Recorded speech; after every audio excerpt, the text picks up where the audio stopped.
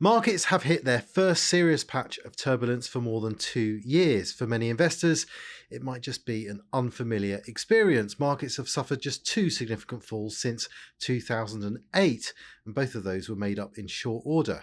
The correction we've seen in recent weeks doesn't yet compare to those, but it is a reminder that markets are a two-way street and that investors need to have a plan for when volatility strikes.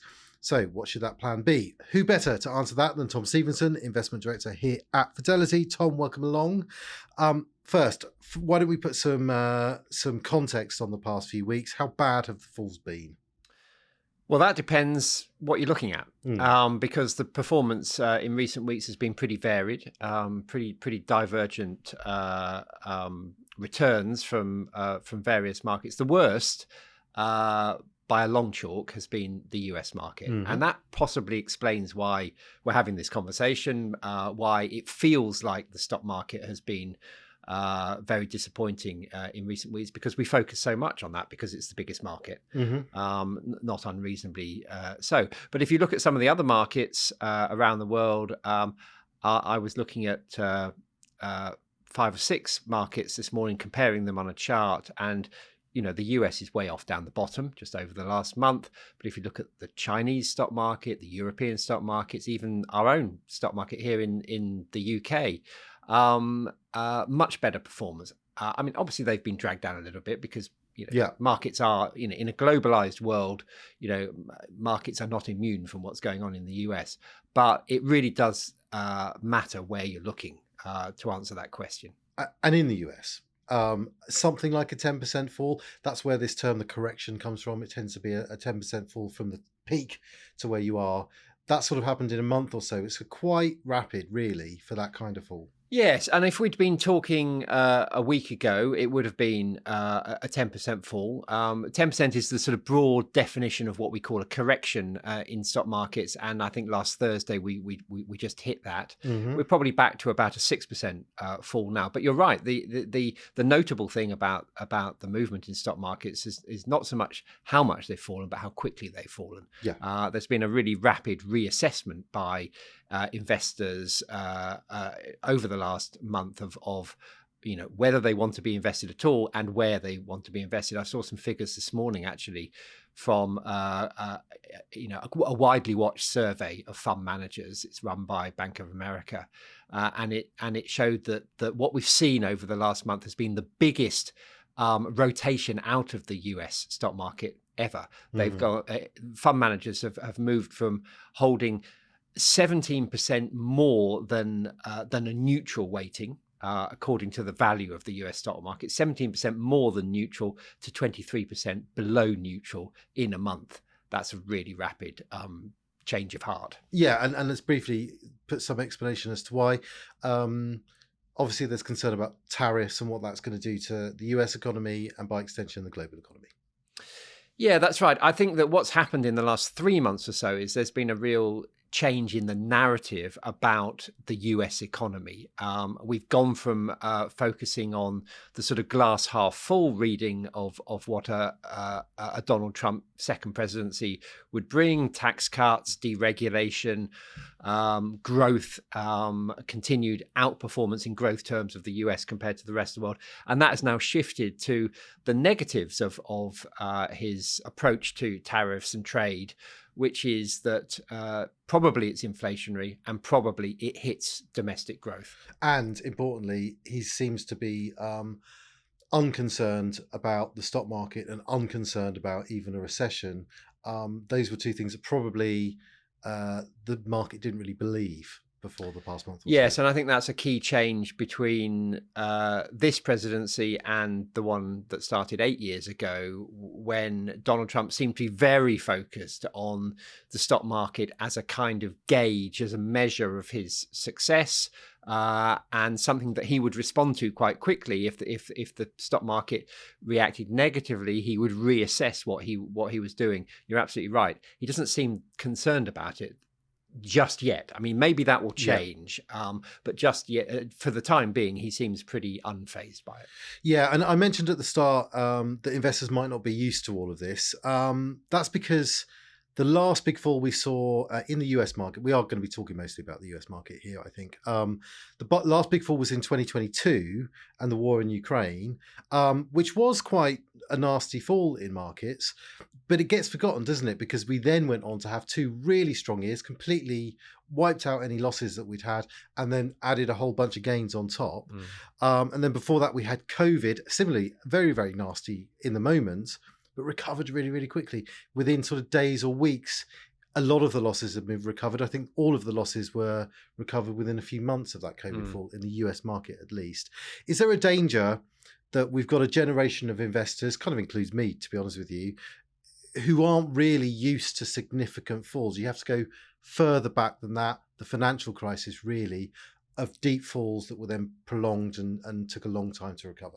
Yeah, I think I'd frame it slightly differently. I think that investors who have been investing in recent years, yes, they're used to the market going up and down, but what they've come to rely on is the fact that the market, as you say, as with COVID, it bounces back pretty quickly. So this idea that people talk about of buying the dips, if the market falls by 10%, then that's a buy signal. You should get into the market, and that has clearly worked for many years. Actually, I think that this generational thing is that for older investors, they have experience of the market falling and taking a long time to recover, staying low for quite some time. Maybe a period of a few years. I mean, certainly that was the case after the dot-com bubble burst, and also actually 8 years later with the financial crisis. It took several years for the market to get back to where it was. We haven't had that for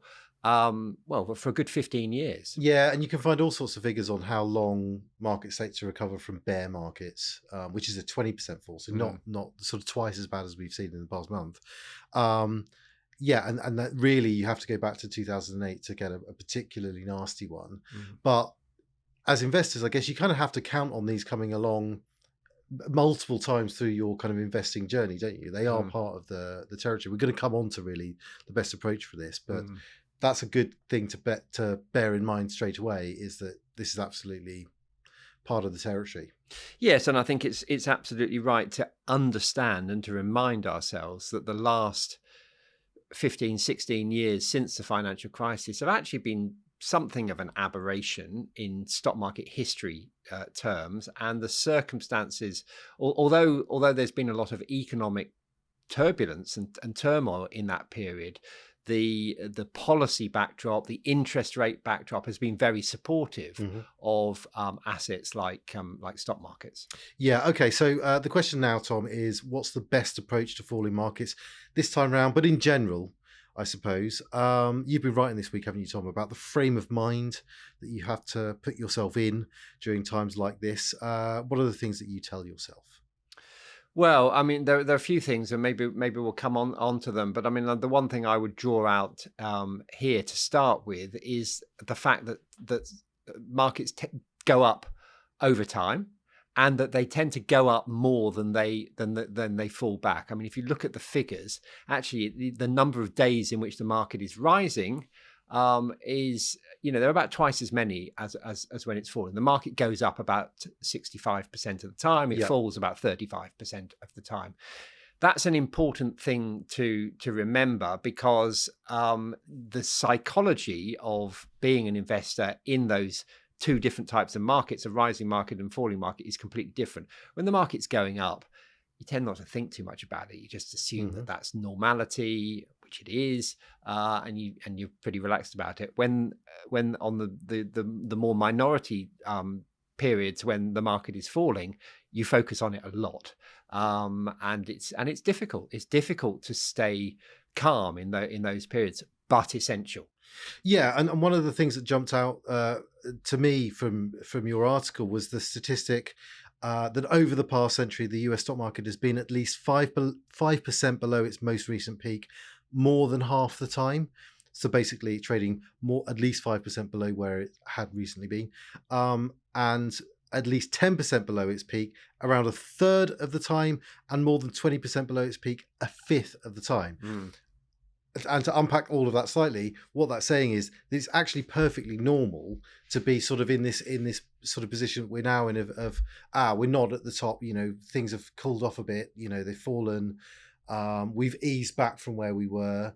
That's a very normal state. I mean, you couple that together with what you were saying about markets mostly rising, of course, but it's not unusual to be in a market where you've just seen a bit of a sell-off.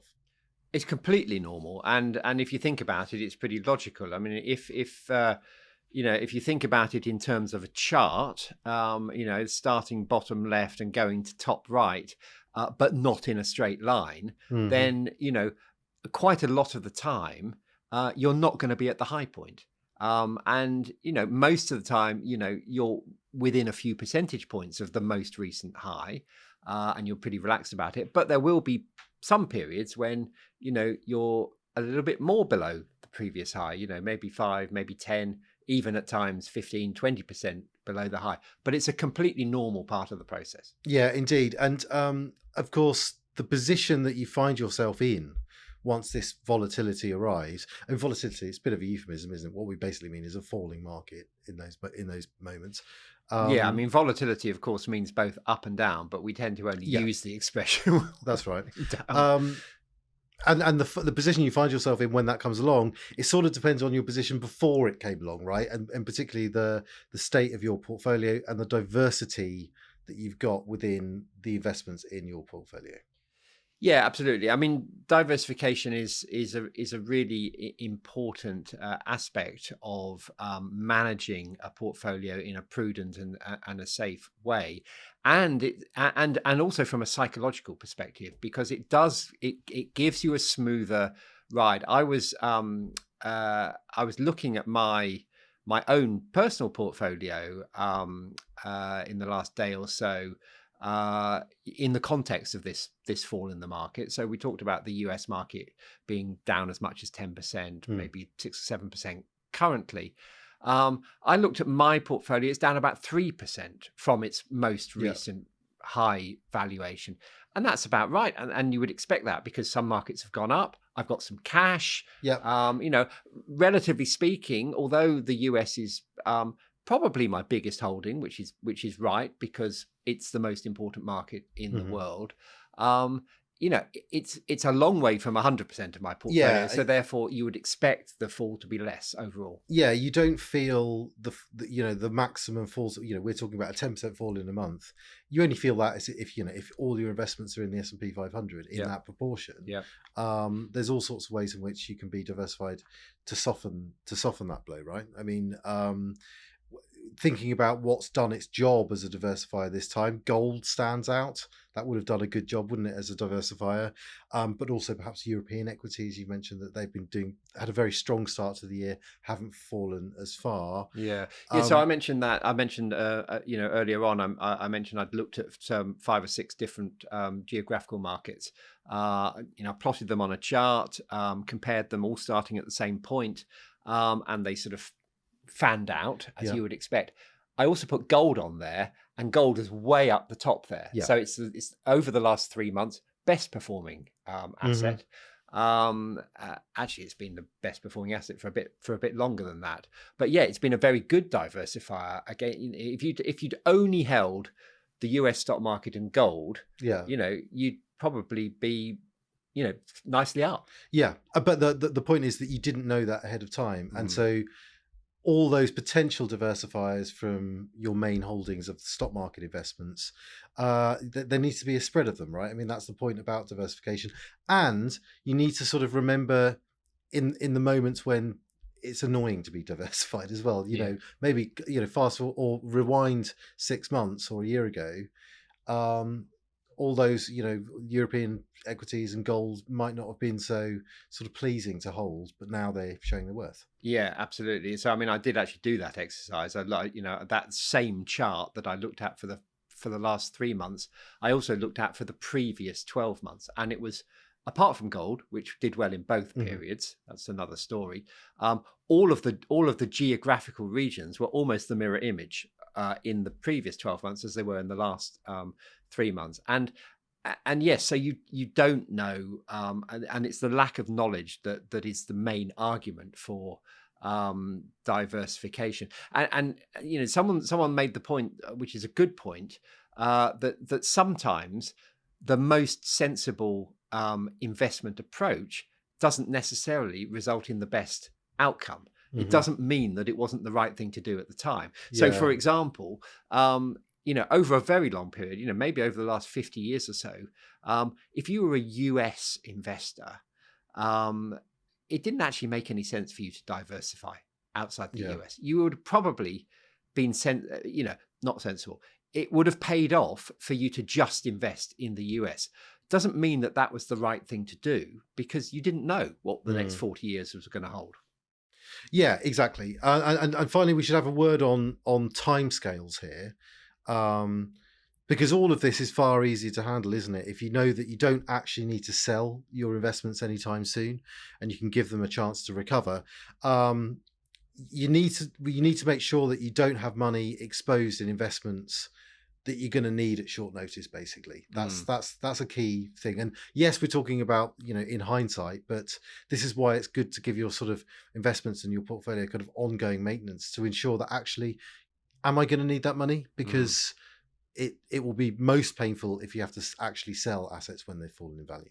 Yeah, and so this is a question of timescales, but given that our lifetimes are finite, it's also necessarily also a question of the stage in your life that you're investing. So someone at my age thinks should think very differently about their asset allocation, about their diversification, about their risk tolerance than someone who is in their 20s or 30s. Yeah, which probably means the sort of internal calculus that you do, you probably say, well, actually, all the huge growth that maybe I've been dreaming of through my investment kind of journey, maybe that has to be sort of reined in a bit, and I've that overall high annualized return might not be as much, but you're wanting to limit the downside, and that's what things like diversification can do for you. Yeah, absolutely. I think your priorities change, and the older you get, the further into your investing career you get. Warren Buffett's adage about what's the first rule of investing? Don't lose money. When you're 20, it doesn't really matter if you lose money. Yeah. When you're 60, it matters a great deal more. Yeah. So things change over that investing life cycle. Okay, well, that is about all the time we have now. Tom, thanks for joining me. Thanks, Ed.